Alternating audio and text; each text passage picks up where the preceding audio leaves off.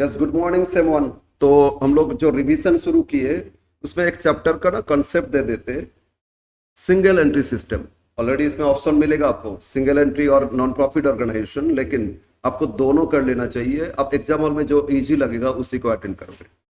तो एक बार देखते हैं सिंगल एंट्री सिस्टम, या इसका दूसरा नाम है इनकम्प्लीट रिकॉर्ड्स। होता क्या सिंगल एंट्री, और इस सिस्टम में कैसे अकाउंट्स किया जाता है। मेनली जितना भी छोटा बिजनेस है, एकदम स्मॉल बिजनेस है, अब कोई भी छोटा सा चाय वाला है या जो भी फूड स्टॉल खोलते हैं, उन लोग को अकाउंट्स का उतना कुछ नहीं लगता है। डबल एंट्री सिस्टम क्या होता है उतना कुछ नहीं लगता है। They follow this system. तो इस सिस्टम के बारे में थोड़ा समझते हैं। सिंगल एंट्री सिस्टम क्या होता है? It is accounting system where one aspect of accounts is consider. One aspect मतलब कोई भी एंट्री होता है तो देखोगे दो एस्पेक्ट देखते, एक डेबिट और एक क्रेडिट। वो डबल एंट्री सिस्टम हो गया। लेकिन इसमें कोई भी एक एस्पेक्ट देखते हैं, इसीलिए इसको बोलते हैं सिंगल एंट्री। तो वन एस्पेक्ट देखा जाता है, बट जनरली सब केस में वन एस्पेक्ट नहीं, कभी कभी वन कभी कभी टू सब कुछ होता है, बट मेजर केस में क्या होगा, वन एस्पेक्ट देखा जाएगा। दैट इज वाई इसको सिंगल एंट्री बोलते हैं। सेकंड, ये सबसे पुराना सिस्टम है। अकाउंटिंग सिस्टम जब शुरू हुआ था तो इसी सिस्टम से रिकॉर्ड होता था। इवन आज भी रिकॉर्ड होता है। डबल एंट्री आने के बाद भी आज भी इसको रिकॉर्ड इस सिस्टम से रिकॉर्ड करते हैं। बोले ना छोटा छोटा बिजनेस इसी को फॉलो करते हैं।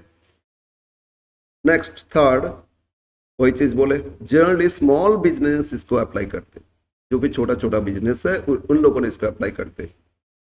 एंड इस सिस्टम में ना, अब अकाउंट्स याद करो, जब क्लासिफिकेशन करते एक होता है पर्सनल, एक होता है रियल और एक नॉमिनल, एक होता है ना।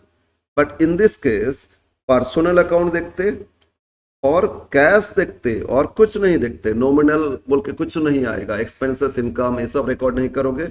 और रियल भी नहीं आएगा, मतलब प्रॉपर्टी एटसेट्रा। लेकिन उसका हाँ अकाउंट्स नहीं करते, लेकिन वैल्यूएशन करते। बट उसके लिए accounts day to day maintain नहीं होता है, सिर्फ कैश मेंटेन किया जाएगा। और क्या, पर्सनल अकाउंट मेंटेन किया जाएगा। पर्सनल मतलब क्या हो रहा है, डेटर्स क्रेडिटर्स, कहीं से लोन लिए है ना, ये सब पर्सनल अकाउंट मेंटेन किया जाएगा और कैश मेंटेन किया जाएगा, और कुछ नहीं। सो तो देखो, जब पर्सनल रियल नॉमिनल तीनों मिला के अकाउंट होता है डबल एंट्री सिस्टम में, तो इसमें जब पूरा नहीं देख रहे हैं तो ऑब्वियसली इसको अब ये बोल सकते हो incomplete records. That is why इसका दूसरा नाम हो गया इनकम्प्लीट रिकॉर्ड्स। और ये साइंटिफिक नहीं है। साइंटिफिक ऑब्वियसली तो डबल एंट्री सिस्टम है, तो ये साइंटिफिक नहीं है। और सिंगल एक last line, single entry system is nothing but a mixture of single entry, double entry and no entry. क्यों ये लाइन? एक्चुअली थ्योरेटिकली ये सब क्वेश्चन दे सकता था पहले, लेकिन अब लोगों का तो लॉन्ग क्वेश्चन से मिलेगा प्रैक्टिकल। फिर भी जब अकाउंट्स इस कंसेप्ट के बारे में सीख रहे हैं, थोड़ा सा आइडिया लेना है। मतलब क्या होता है, कुछ ट्रांजैक्शन ना सिंगल एंट्री में ओनली सिंगल एस्पेक्टिव होता है, तो एक ही जगह रिकॉर्ड करते हो गया सिंगल एंट्री।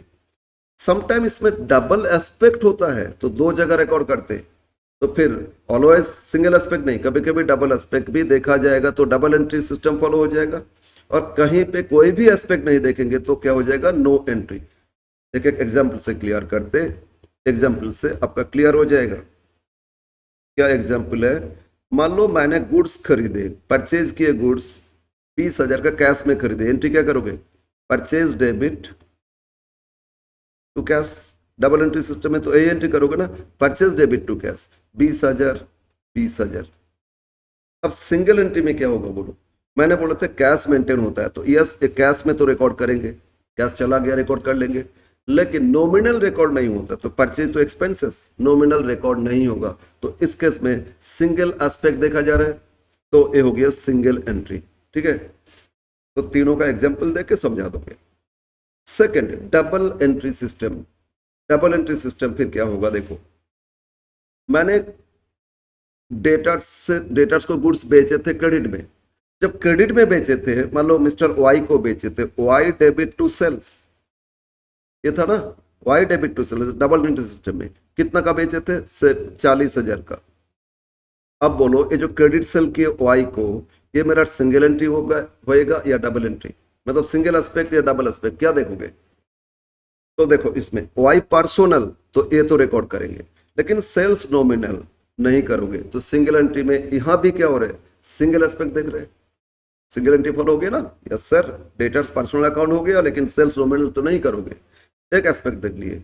बट वाई से आप पेमेंट मिला 40,000 में से, अभी मान लो 10,000 का कैश वो पे किया, तो क्या एंट्री करोगे, कैश डेबिट टू वाई, कितना करोगे 10,000, कैश डेबिट टू वाई 10,000। तो बोलो इसमें कैश क्या, इसमें कैश मेंटेन होता है, बोले थे ना, यस, तो कैश में भी रिकॉर्ड करोगे, यस, और डेटर्स पर्सनल था तो ये भी रिकॉर्ड करोगे। तो देखो यहाँ ना डबल एस्पेक्ट ही देखा गया, तो दैट इज वाई इस केस में हो जाएगा डबल एंट्री। क्लियर है? तो sometimes single entry, sometimes double entry, और समटाइम्स नो एंट्री। क्या हो सकता है, मतलब डेप्रिसिएशन चार्ज किया एसेट्स पे, depreciation on furniture, double entry में क्या करेंगे, डेप्रिसिएशन डेबिट टू फर्नीचर, यही तो करोगे सर। 50,000 का 10%, 5,000 चार्ज किया डेप्रिसिएशन, तो डबल एंट्री में तो यही एंट्री पास करते, लेकिन अब आ जाते सिंगल एंट्री सिस्टम में। डेप्रिसिएशन एक्सपेंसेस लॉसेस नॉमिनल तो रिकॉर्ड नहीं होता है, और फर्नीचर भी रियल रिकॉर्ड नहीं होता है। तो day to day transaction single entry में इसका कोई रिकॉर्ड नहीं करोगे, क्योंकि ना इसमें पर्सनल आया ना इसमें कैश आया। तो कैश और पर्सनल आता है तभी रिकॉर्ड करोगे, नहीं तो रिकॉर्ड नहीं करोगे। तो इसमें ना तो कैश है ना आपका पर्सन है, तो इस केस में इसको बोला जाएगा नो एंट्री। तो sometimes single entry is single entry, sometimes single entry is double entry, and sometimes it is no entry. ये तो था। अब आ जाते हैं accounting records. Single entry system में जो छोटा सा चाय वाला है या जो छोटा सा फूड स्टॉल चलाते हैं, उनके लिए अकाउंट्स इतना कुछ डबल एंट्री मेंटेन करना, जाना ले जा, ट्रायल बैलेंस, फिर फाइनल अकाउंट पॉसिबल नहीं होता है। हाउ दे फॉलो अकाउंट्स, तो डे टू डे रिकॉर्ड्स क्या होगा, प्राइमरी बुक्स ऑफ अकाउंट्स, इसको बोलते हैं प्राइमरी बुक्स ऑफ अकाउंट्स, मतलब जो डे टू डे रिकॉर्ड किया जा रहा है। उसमें बोला ना कैश बनाया जाता है, तो कैश स्टेटमेंट इसमें बोलोगे, क्या बनेगा, cash statement. Cash statement nothing but cash account, ठीक है। तो सारा कैश कितना आया रिकॉर्ड करोगे, कितना चला गया रिकॉर्ड करोगे, बैलेंस कितना कैश है, तो this is like cash book, ठीक है। तो ओपनिंग कैश और बैंक एक ही कॉलम में लिख दो, अलग अलग कॉलम करना नहीं है, कैश कॉलम बैंक कॉलम, उतना डिटेल्स नहीं चाहिए।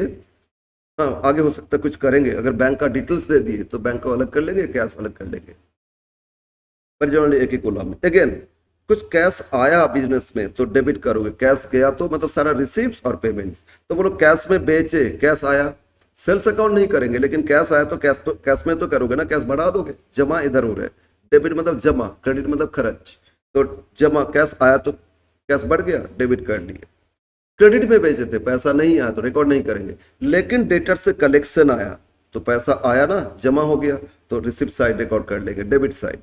लेकिन लोन लिए तो पैसा आया बैंक से, तो इसमें रिकॉर्ड कर लेंगे। फिर लोन अकाउंट भी मेंटेन किया जाएगा, पर्सनल अकाउंट ना, बट यहाँ हम लोग कैश बुक में कर रहे हैं, कैश आ रहा है तो रिसिप्ट साइड लिख दो डेबिट, और पेमेंट किए तो क्रेडिट साइड। अदर कुछ इनकम रिसीव किए, इंटरेस्ट मिला या व्हाटएवर रिसीव किए तो वो भी लिख लोगे। फिर फर्दर कैपिटल लेके आए तो वो भी लिख लोगे, और एनी अदर रिसीव्ड है, बिल्स रिसीव्ड से पैसा मिला, कुछ अदर रिसीव्ड है वो लिख लेना, अदर इनकम रिसीव बोल के दिखा देना, ठीक है। तो सारा रिसिप्ट आ गया। फर्नीचर बेचे, पैसा आया तो लिख लोगे, तो टोटल रिसिप्ट साइड लिख लेना, और पेमेंट्स पेमेंट साइड लिखना। परचेज किए कैश में, क्रेडिटर्स को पे किए, एक्सपेंसेस पे किए, वेजेस पे किए, सैलरी पे किए, रेंट पे किए, इलेक्ट्रिसिटी बिल पे किए, एसेट्स खरीदे, पैसा पेमेंट हुआ है, ड्राइंग्स किए, बिजनेस से पैसा उठा लिए, कैश चला गया, drawings of cash, loan repay कर दिए, चला गया, बिल्स पे कर दिए, ये पेमेंट हो गया, ये सारा पेमेंट लिख लोगे। और एट द एंड कितना क्लोजिंग कैश, क्लोजिंग बैंक, ये आ जाएगा, ठीक है। और ये था fast primary books of accounts. तो कोई भी छोटा स्मॉल बिजनेस है, उन लोगों ने कैश बुक मेंटेन कर दे, जिसको इसमें बोलते हैं cash statement. Okay, clear. Next, अब बोलो ना पर्सनल होता है, तो पर्सनल में मेनली एक डेटर्स अकाउंट, एक क्रेडिटर्स अकाउंट, ये दो चीज है। और डेटर्स के साथ डेटर से बिल मिलता है, अगर बिल रिसीवेबल भी दे दिए साथ में बिल्स रिसीवेबल करोगे, और क्रेडिटर्स के साथ बिल्स पेबल अकाउंट भी करोगे। और हम लोग सेल बैलेंसिंग में सीखे थे, डेटर्स ले जा क्रेडिटर्स ले जा, है ना, तो वो अकाउंट एज इट इज। तो सिंपल डेटर्स का क्या किए, ओपनिंग डेटर्स यहां लिख लेंगे, और जितना क्रेडिट में बेचे, एंट्री क्या होता है, डेटर्स टू सेल्स, रिकॉर्ड कर लिए, क्रेडिट में बेचे। एक्चुअली डेटर्स क्रेडिटर्स कब बनाते, जब पर्सन से कुछ मिलना बाकी है, कुछ ट्रांजैक्शन के कारण, तो उस केस में डेटर्स और क्रेडिटर्स रिकॉर्ड करते, या पर्सन को देना पड़ेगा तो इस केस में रिकॉर्ड करेंगे ना। इन लोगों ने क्या करते, छोटे छोटा बिजनेस और डायरी अलग अलग मेंटेन करते। देखोगे कोई भी चाय वाला है ना, चाय की दुकान में आप चाय पीते हो, देखोगे अलग अलग छोटा छोटा डायरी रखे है। मेरे मान लो हम चाय पीने जाते हैं एक शॉप में रेगुलर बेसिस, तो क्या किया ना, वो बोलते सर आप डेली क्यों पे कर रहे हो, मंथ एंड में पे कर दीजिएगा, आपके लिए अलग से डायरी मेंटेन कर लेते। और डायरी में लिख दिया कि सर आज चाय 5 चाय पिए, 10 रुपये 50 रुपया को ऐड कर लिए, ड्यू बढ़ गया है ना। और फिर कुछ बाद में पेमेंट कर दिए लमसम कुछ, तो लेस कर देंगे, पेमेंट माइनस करके बैलेंस ड्यू।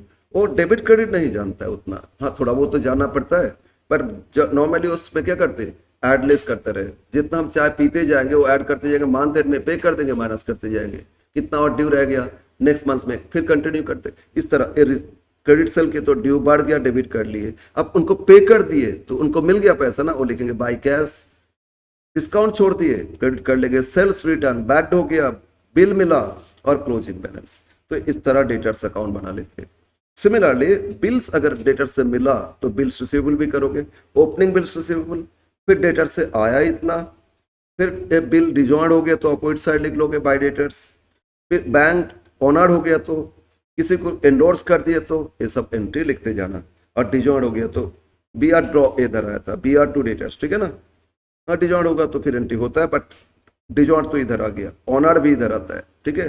ओके एंट्री कर लेना क्लोजिंग डेटर्स ना। क्रेडिटर्स अकाउंट, क्रेडिटर्स से खरीदते, अगर क्रेडिट में किसी से खरीदे तो लाइबिलिटी क्रेडिट साइड ओपनिंग लिख लोगे, परचेज किए तो फिर क्रेडिट ड्यू बढ़ गया, और पेमेंट कर दिए ड्यू घट गया, डिस्काउंट मिला घट गया, रिटर्न कर दिए घट गया, बिल्स पे किए घट गया, एंडोर्स किए, तो ये सारा एंट्री करोगे, ठीक है। Yes next bills payable account related है, ओपनिंग एक क्रेडिट है लाइबिलिटी, फिर बिल एक्सेप्ट किए, देखो टू बिल्स पेबल, तो पेबल में बाय क्रेडिटर्स, अब ऑनर्ड हो गया एंट्री करोगे, डिजॉर्ड हो गया एंट्री करोगे और बैलेंस लिख लोगे।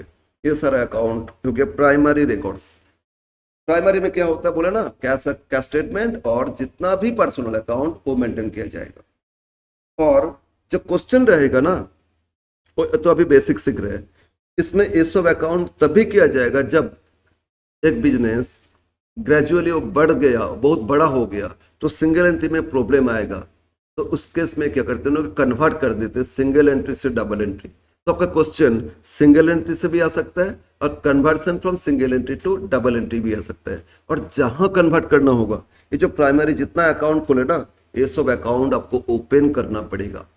हम लोग आगे सीखेंगे, देखोगे प्राइमरी अकाउंट्स मतलब कैश बुक, फिर cash statement, debtors, creditors, receivable, payable, ये सब अकाउंट ओपन करना होगा आपको। तो इसीलिए प्राइमरी रिकॉर्ड्स को ठीक से याद रखना है। नेक्स्ट, अब सिंगल एंट्री सिस्टम में प्रॉफिट इन फाइनल रिकॉर्ड्स, ये तो क्रोनोलॉजिकल डे टू डे किए, अब finally at the end of accounting year business को प्रॉफिट फाइंड करना है।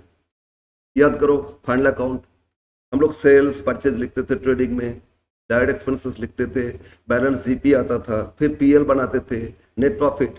बट यहाँ प्रॉब्लम क्या है, इसमें ना तो सेल्स लिखे ना परचेज रिकॉर्ड किए, कैश ट्रांजैक्शन रिकॉर्ड किए थे कैश बुक में, लेकिन क्रेडिट सेल्स तो सेल्स अकाउंट तो नहीं बनाए ना, एक्सपेंसेस ओएजेस ये सब अकाउंट तो नहीं बनाए, तो कितना ओएजेस सब तो पता नहीं चलेगा। तो इसमें प्रॉफिट कैसे करोगे, इसके लिए statement of profit and loss for the year ended बनाओगे। इस सिंगल एंट्री सिस्टम में प्रॉफिट फाइंड करना है। Closing capital at the end कितना कैपिटल वो फाइंड करेंगे नोट 1। फिर इसमें ड्राइंग्स कितना किए, ड्रॉ नहीं करते, मेरा क्लोजिंग कैपिटल और इंक्रीज होता, ड्राइंग किया तो कैपिटल डिक्रीज हो गया था ना, उसको ऐड बैक करके देखेंगे टोटल कितना होता है।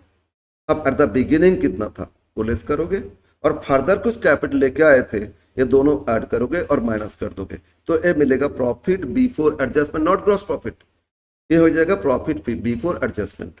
अब एडजस्टमेंट कुछ है फाइनल अकाउंट में, जो एडजस्टमेंट होता है ना, जैसे आउटस्टैंडिंग है, प्रीपेड है, डिप्रिसिएशन एडजस्टमेंट में देते थे, वो एडजस्टमेंट को ही एडजस्ट करोगे, तो इसीलिए इसको एक ग्रॉस प्रॉफिट नहीं है, एडजस्टमेंट से पहले का प्रॉफिट। अब एसेट्स तो होता है, एसेट्स अकाउंट मेंटेन नहीं किए, लेकिन एसेट्स यूज हो रहे हैं बिजनेस में, उसका वैल्यू घटते जा रहा है, जो घट गया उसको डिप्रिसिएशन मान लेते, चार्ज कर देते डिप्रिसिएशन, ठीक है। एसेट्स अकाउंट नहीं बनाते, जस्ट बैलेंस शीट में उसका वैल्यूएशन न्यू करके जो डिक्रीज हो गया वो डिप्रिसिएशन दिखा देते। कुछ आउटस्टैंडिंग एक्सपेंसेस है तो एक्सपेंसेस पे करना बाकी है, तो पे करेंगे तो प्रॉफिट घटेगा ना, तो आउटस्टैंडिंग एक्सपेंसेस माइनस कर दोगे। Advance income income next year का अभी मिल गया था तो प्रॉफिट तो ऐड हो गया था, उसको लेस करोगे। फर्दर बैड हो गया, डेटर्स है क्लोजिंग डेटर्स, उसमें कुछ बैड हो है अब फर्दर, तो भी लॉस होगा ना, फ्यूचर लॉस हो जाएगा, तो इसलिए लेस कर दोगे। और न्यू प्रोविजन किए फ्यूचर लॉस के लिए तो वो भी लेस कर दोगे। और कुछ adjustment for income and gain तो ऐड करोगे, इसमें करोगे एक्रूड इनकम, इसमें करोगे प्रीपेड एक्सपेंसेस, ये ऐड कर लेना, आएगा नेट प्रॉफिट। और अगर पार्टनरशिप है तो अप्रोप्रिएशन, बट उतना देखना नहीं है, अब लोग का इतना तक करोगे चलेगा। नेट प्रॉफिट आ गया, फिर बैलेंस शीट करोगे।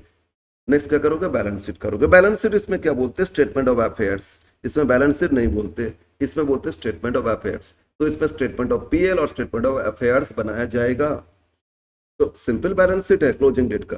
बोलो एसेट्स में क्या लिखते थे, फिक्स्ड एसेट्स पहले, ओपनिंग कुछ है तो लिख लो, ड्यूरिंग दिस ईयर परचेज किए, कैश स्टेटमेंट से पता चला परचेज किए तो ऐड करोगे, सेल किए तो लेस करोगे, बुक वैल्यू ऑफ एसेट्स तो लेस करोगे, और जो बैलेंस है उस पर डिप्रिसिएशन चार्ज कर दोगे, क्लोजिंग आ जाएगा। फिर इन्वेस्टमेंट था, ओपनिंग में कुछ था, फिर परचेज किए ऐड, कुछ बेचे तो book value of investment so less, closing आ जाएगा। अब करंट एसेट्स, करंट मतलब जो जिस एसेट्स का लाइफ लेस देन 1 ईयर, तो क्लोजिंग स्टॉक है, डेटर्स है, फर्दर बैड डेट्स है, प्रोविजन लेस करोगे, क्लोजिंग स्टॉक लिखोगे, बिल रिसीवेबल क्लोजिंग, ठीक है ना, cash at bank closing, prepaid expenses, assets, accrued income, closing, ये सब लिखते जाना। और लाइबिलिटी साइड, कैपिटल ओपनिंग कितना था, फर्दर कैपिटल ऐड करते ना, जैसे फाइनल अकाउंट में बैलेंस शीट बनाते थे, वही चीज है। नेट प्रॉफिट हो गया तो ऐड करोगे, और लॉस है तो माइनस करोगे। इंटरेस्ट ऑन कैपिटल दिए तो ऐड करोगे, पार्टनरशिप है तो रेम्यूनरेशन आ सकता है, उतना कुछ नहीं देंगे आप लोगों को। फिर ड्राइंग से लेस करोगे, इंटरेस्ट ऑन ड्राइंग से तो लेस करोगे, क्लोजिंग कैपिटल आ जाएगा, एडजस्टेड कैपिटल। फिर लोन था, एट द एंड कितना रीपे किए तो लेस करके क्लोजिंग लिख लोगे। बाकी करंट लायबिलिटी, इसमें क्रेडिटर्स है, बिल्स पेबल है, outstanding expenses, advance income, closing ये सब लिख लेना। ये हो गया बैलेंस शीट। Okay, yes. तो बस इस सिस्टम से प्रॉफिट लॉस फाइंड करते हैं और बैलेंस शीट बनाते हैं। बैलेंस शीट इसमें स्टेटमेंट ऑफ अफेयर्स और statement of profit and loss. Now एक चीज और, ये जो स्टेटमेंट ऑफ पीएल बताए, देखो इसमें क्या किए, ये क्लोजिंग कैपिटल, ओपनिंग कैपिटल, ये क्वेश्चन में नहीं देगा, ये आपको फाइंड करना होगा। तो कैसे फाइंड करोगे, उसके लिए फिर एक स्टेटमेंट ऑफ अफेयर्स बनाएंगे। क्या करेंगे, नोट स्टेटमेंट ऑफ अफेयर्स बनाएंगे, ओपनिंग और क्लोजिंग दोनों नहीं दिया, ओपनिंग कैपिटल में नहीं दिया, क्लोजिंग में नहीं दिए, तो 2 कॉलम कर लेना। ओपनिंग दे दिए थे कैपिटल, तो फिर ओपनिंग का कॉलम छोड़ दो, क्लोजिंग फाइंड करोगे, ठीक है ना। तो क्लोजिंग में फिक्स्ड एसेट्स, ये जो बैलेंस शीट था ना, इसमें जितना सारे एसेट्स था वही इधर आ जाएगा। फिक्स्ड एसेट्स ओपनिंग का ओपनिंग में लिखोगे, क्लोजिंग का क्लोजिंग में लिखोगे, एडजस्टमेंट छोड़ के करंट ईयर का। फिर इन्वेस्टमेंट ओपनिंग और क्लोजिंग लिख लोगे। Current asset, stock, debtors, cash जो बोले थे ना, ओपनिंग ओपनिंग में लिखना, क्लोजिंग क्लोजिंग, पहले एसेट्स लिख लोगे, टोटल कर लोगे। कैपिटल बैलेंसिंग फिगर फाइंड करोगे, लोन कुछ था, opening closing, current liability, creditors, bills payable, outstanding, वो लिख लेना। फिर टोटल एसेट से ये माइनस कर दोगे तो कैपिटल ओपनिंग कैपिटल क्लोजिंग मिल जाएगा। और जब ये मिलेगा तभी आप फाइंड कर सकते हो स्टेटमेंट ऑफ पीएल से।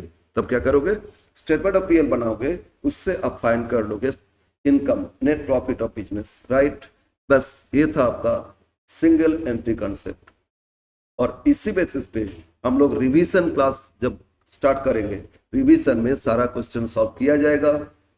तो रिवीजन के लिए आप लोगों को क्या करना है, कुछ नहीं, बस प्लेलिस्ट में लिंक डिस्क्रिप्शन मिलेगा, उसमें इस नंबर पे आप लोग कांटेक्ट करो, इस पर सारा डिटेल्स मिल जाएगा आपको। और आपको अच्छा रिजल्ट करना है, अच्छा मार्क्स लेके आना है, तो हम लोग को जरूर फॉलो करोगे, हम लोग को जरूर फॉलो करोगे तो इतना तो हम लोग गारंटी दे सकते हैं कि आप अच्छा मार्क्स लेके आओगे। सप्ली मिलेगा नहीं, अगर थोड़ा सा सिंसियर हो जाओगे, हम लोग का क्लास फॉलो कर लोगे, रिवीजन क्लास भी फॉलो कर लोगे, बहुत अच्छा मार्क्स लेके आओगे। कंसेप्चुअली आप समझोगे तो आपको मार्क्स मिलेगा, और नहीं तो रट के जाओगे तो प्रॉब्लम फेस करोगे। कंसेप्चुअली एक एक चैप्टर क्या होता है उसके बारे में अगर डिटेल्स पता हो गया तभी ना अकाउंट्स ठीक से रिकॉर्ड कर पाओगे। तो कंसेप्चुअली समझ लो, कंसेप्ट समझ लो, इसके बाद हम लोग सॉल्व जब करेंगे वो आपको बहुत बेनिफिट देगा, और उसको सॉल्व करते जाओगे तो आपका कंसेप्ट अच्छा सा ठीक हो जाएगा, कॉन्फिडेंट बढ़ जाएगा, और एग्जाम हॉल में उसको डिलीवर दे पाओगे। ओके, और कुछ नहीं, बस हम लोग को फॉलो करो और रिजल्ट अच्छा होगा, इतना तो गारंटी दे सकते हैं। फिर रिवीजन क्लास में हम लोग मीट करेंगे। ओके, इस चैप्टर को जब रिवाइज करेंगे इसको ठीक से देख लेना, फिर हम लोग रिवीजन क्लास में इसको कंटिन्यू करते जाएंगे। और रिवीजन सेट से जितना क्वेश्चन दिए अनाफ है, बस उसको फॉलो कर लेना। तो आज रखते हैं यहीं पे।